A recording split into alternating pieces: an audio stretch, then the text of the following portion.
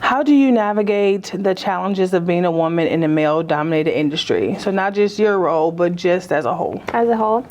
So we kind of talked about this, and it's not really any specific challenges. I think the one thing I had to overcome when I first started was when I first got in a management position, and it was kind of surreal and cool. It wasn't anything like negative that I thought about it, but I would be sitting in like the management meetings, and I look around and I'm like, I'm the only woman in here. Like, this is weird. Not in a like bad way, but just like, how, you know? So no specific challenges, but just being comfortable enough to be confident in what I'm saying and what I'm bringing to the table to be able to like speak up about stuff. Right. And again, not really anything negative, but like if I had an idea, I wanted to feel comfortable like sharing that at a table with men, you know, that have worked together for years.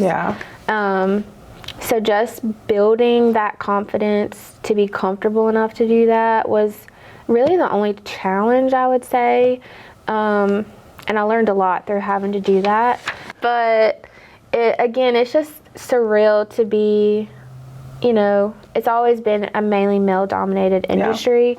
I've never had any instances, well, maybe with customers a couple of times, but no, like, discrimination or anything like that being a female in the role.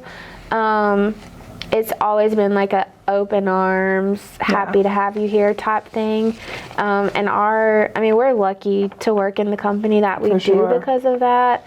And even just my dealership, before Women of Hudson was a thing or any of that, they've always been like very supportive of females and like what we have to say and our opinions. And just supporting like however we can. And then the company too, I mean, we're lucky. For sure. We're lucky because it's not always like that. So again, I don't see any like specific challenges that I've had. It's more just been like a huge blessing to like work here, learn here, grow here, and then be able to trickle that out to other people as well. For sure. So. I think the one time that I knew that I was going to be okay when I first started in management was I would always pull my boss aside and say, hey, well, what if we try this? Or what if we try this? Like, why didn't you say that in the meeting?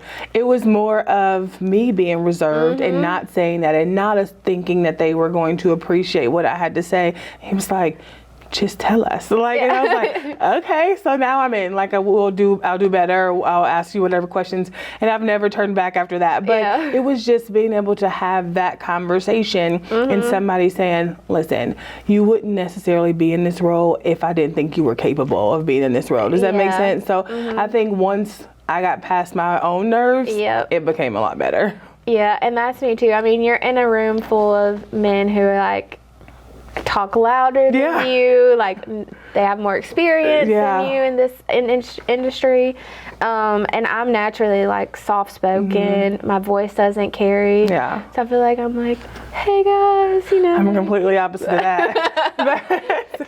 But I mean, it is very important to feel supported because regardless to how everybody thinks that they're supporting you, if you don't feel that support, it's never going to allow you to blossom into whoever it is that you need to be. Does that make sense? Yeah.